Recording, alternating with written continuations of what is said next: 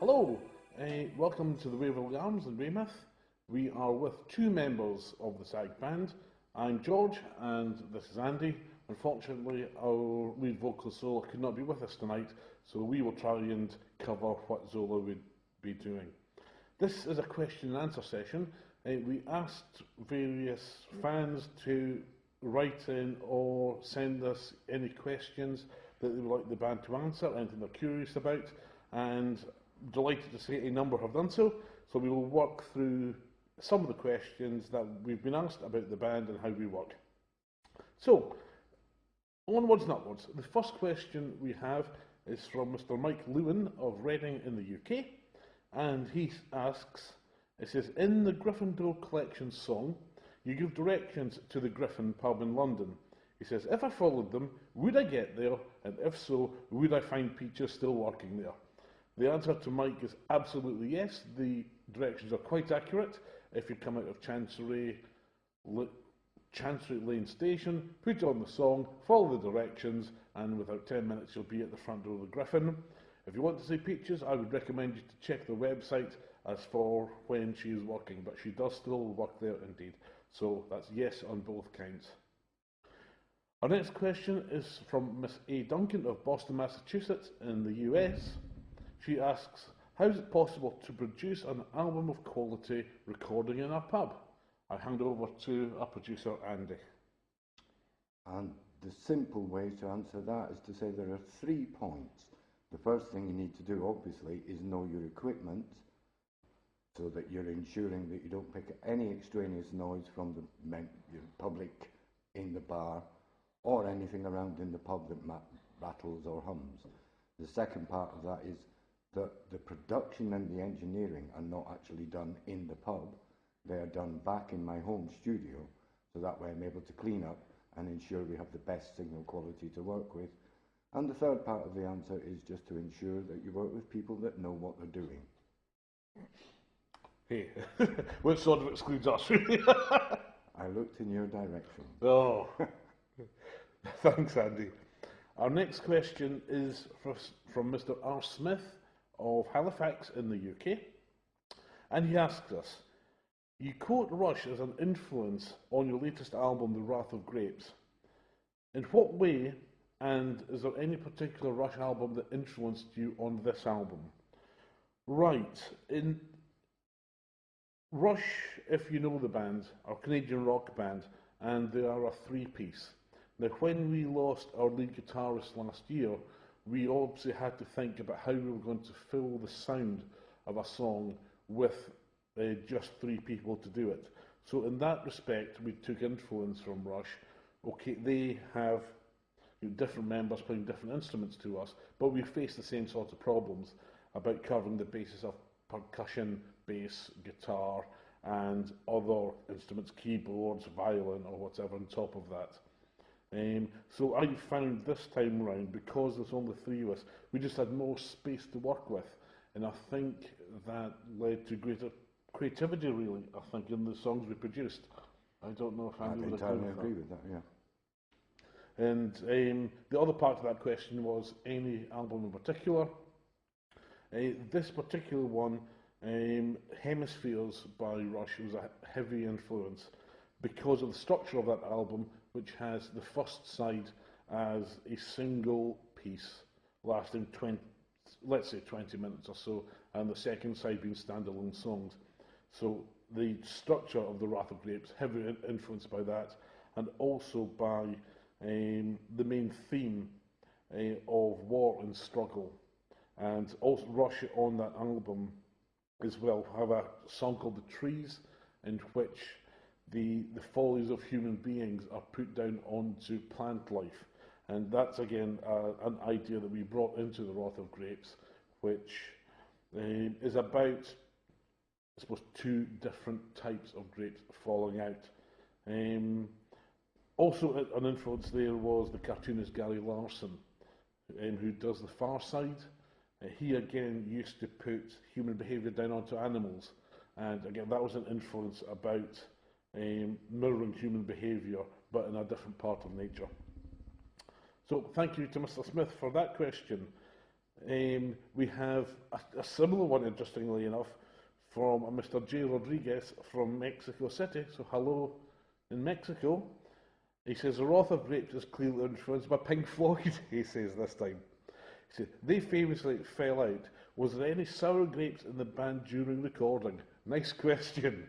I don't know if Andy has any views on that, or... No, we never fell out at all. No. I said that like I meant it.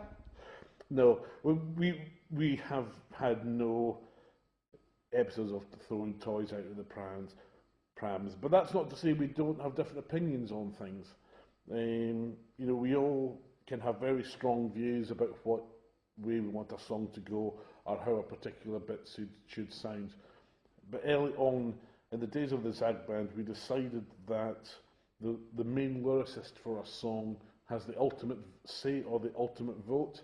So if there is a disagreement, we know who has the casting vote, and we all agreed to live to that. So there are no real fallings out, really. No, we're all very agreeable characters, so we can get on with each other, and we always find a compromise. Yes, indeed, indeed. So unfortunately, no tantrums and tiaras within the ZAAG Band. And no flying pig. Yes, yeah. That's probably what saved us. We didn't have a flying pig on the album yet.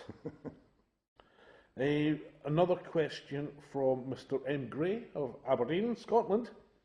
He says, how do you decide which instruments go into songs? I don't know if Andy wants to start that, or I should start that. That comes into how we build up a song as well. Yeah, in essence, when we build up a song, there's already a basis of obviously whether we're going to have a drum track or not. Then it's followed generally by you already having an idea for your guitar and your bass, and then obviously you'll want to talk about which guitar you prefer to use. But even during the recording of a song, between us all, we hear in gaps or in places we can find another instrument that will fit in, and we'll discuss that. And if it works during recording, fair enough. If not, I can always go home and replace it with something else that I've sampled, for instance, or another keyboard sound. But it's influenced. My choices of instrument are influenced by two things: one, the guitar that you choose to use, and two, Zola's style of vocals. So I will pick either a keyboard sound or a sample sound suited to whatever you two have worked with previously. Yes, and the other thing I would add to that is that if a lyric suggests a style of music or music from a particular country, for example, then we may choose to use an instrument representative of that country. And I think specifically on the Wrath of Grapes album, Andy, you may remember what instrument exactly he used, but in a song, Saúde Alegria Sacanagem Todo Dia, which is effectively a Brazilian samba song, Andy used a South American Santier. So we will choose a sound also based on where maybe a particular style of music originated from, to make it as, I guess, as authentic as we can, but given that we are the nationality we are and where we come from. So lots of influences. I said, as a three-piece, coming back to the original question, there seems to be more space in the sound now, which I think has given Andy in particular much more room to be, I suppose, creative compared to, I don't know if he would agree. Well, yes, I do agree. As you say, I have more room now to play more than one sound. Before, I would put in a keyboard pad perhaps or something. Now I can't put in a sampled sound, my violin sounds, whatever I choose. Yeah, whereas in the past, when we had a lead guitarist, in a particular point in a song where we may in the past have said, right, here's a nice position in the song to have a bit of lead guitar, that's not the automatic choice anymore, because we just have more things available to us. I think we all experiment with a bit of lead now, which is something we always left it up to our lead guitarist before, but now we all like to, well, we share it if we can. Yes, as well. yes, indeed. Okay, on to the next question from Mr. P. Cowdell from London, who clearly is a guitarist himself. He says, as a guitarist, I'm sure you know of the statement that white blues guys use Fender Stratocasters and black guys tend to use Gibson 335s. On the Wrath of Grapes, you use Gibsons for the red pieces and Strats for the whites. If you could have used any guitar, which would you have used for the rosé section, which is obviously the section that's the compromise between the two? Very perceptive, Mr. Cowdell, hearing the difference between the two guitars. What we actually used in the song was the Stratocaster, just for the tone it provided for that particular song. It just seemed to fit better with me. But which we would use if we had choice of any? Oh my goodness. You'd automatically think of some sort of compromise between the two sounds. So perhaps a Telecaster, or maybe a Rickenbacker 330. Very difficult question to answer. Or perhaps a nice warm sounding Gretsch guitar. Many choices there, but what we actually went with was just a Stratocaster in the end. Plus, it just gave what we thought was a more sort of feminine sound. Rosie is the only female character in The Wrath of Grapes, and the look of the Telecaster suggests femininity, and I suppose the sound does as well to a certain extent. The sound does, without a doubt. Yes. So thank you for that. Thank you for that question. We now have one from Mrs. D. Gilbert from Auckland, New Zealand. Hello to New Zealand. Where do your song ideas come from? Oh my. That has sort of varied album by album. On the first album, the Gryffindor Collection, the songs were almost musical portraits to a certain extent, very much influenced by real people that members of the band know, either from here in Weymouth or from another pub up in London. And the style of music we chose to fit the character, so it was real human beings that were driving the sound of the song and the content of the song as well. So many diverse musical styles on the first album, which some people have liked. Some people have. It was maybe a bit too many styles for some people, but given the point of the album was to portray real people or stories influenced by real people, then we had to make the style of music fit the person we were writing about. There is the exception on the first album of Curly Whirly Girly, which came about through a personal conversation about why nobody had written a song mentioning that particular bar of chocolate. I think we were influenced to do it in a reggae style because we didn't have anything else in a reggae style. Yes. And none of us knew about reggae, so it was quite a challenge to get that done. Yes, yes. When down here in the Waverley Arms, there's sometimes sort of pub quizzes that go on, and I think a question came up about songs that have confectionery in the title, and we were racking our brains to try and think of anything that had been written about Curly Whirlies, and we couldn't think of one. So given that, we thought, right, we're going to write it ourselves, which is how the song Curly Whirly came about. And as Andy said, the choice of reggae was perhaps just because we hadn't yet done one, and it was a challenge because I'd never played reggae before, and it's always just interesting to try out new musical styles or to try out playing in a different way. So, very broad question about where song ideas come from. It could be just something someone says, a conversation that you have, or phrases that you hear people use. I think the inspiration's almost as wide as human race, really. Zola's, a number of Zola's lyrics have come from books that he's reading at the time. Yeah. Not directly from the book, obviously the idea, shall we say.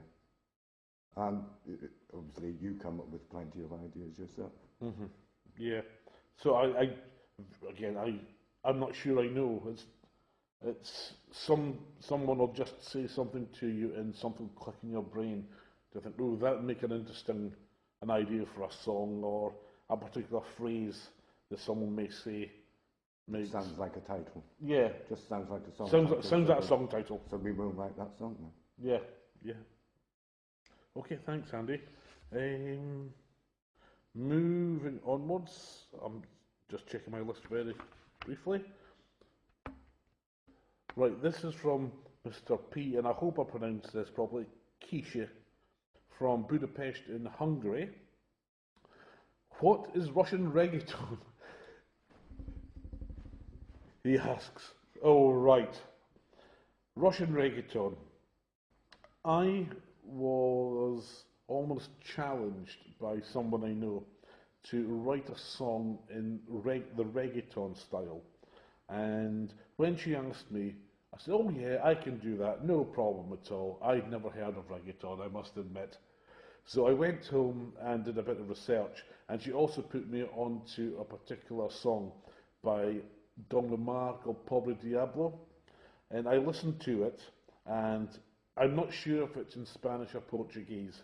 I didn't understand the lyrical content of it, but I did a bit more research into reggaeton, and it's I don't know, you would call maybe Central American rap, perhaps? Would that be? That sounds about it. Yeah, that sort of style of music. Perhaps a bit more melodic than rap music. There's certainly a lot going on musically in reggaeton. So I listened to this particular song, and I almost started to dissect it about the different influences of the rhythm versus the chord sequence versus the bass and so on. And of course, being English-speaking European white guys, we had no chance of writing anything in Portuguese or Spanish. So we wrote a lyric in English, and researching reggaeton as well on just Wikipedia, it quoted the fact that the lyrics were often controversial and could be derogatory to women. So we didn't quite want to go that far, but we wanted a song that would be a male-dominant lyric. So the two male and female characters in the song, the male one would be dominant. So we produced the lyric, and the picking apart of that song by Don Omar was put back together again, but in a very different way. Because when I heard the chord sequence that was being used in some parts of that song, it very much reminded me of Eastern European music, Russian music, Polish, Czechoslovakian music. So we put it back together with the beat of a reggaeton song, but the melodic structure and harmonised structure of Eastern European music. And that's really how it came about. How the song Lolita My Chiquita ended up was not quite what originally was envisaged, but this we have to thank our ex-guitarist Andy Panchin for, because when he heard the basis of the song, he just heard that wah-wah Fender sound that we ended up using on it, which changed its character significantly from what it had originally been. But I must say, I do love the guitar Andy did on that song. So Russian reggaeton, mixture of Eastern European melodic and harmonic structures combined with South American rhythms over a lyric that wouldn't be too far away from the English equivalent of a reggaeton lyric. So,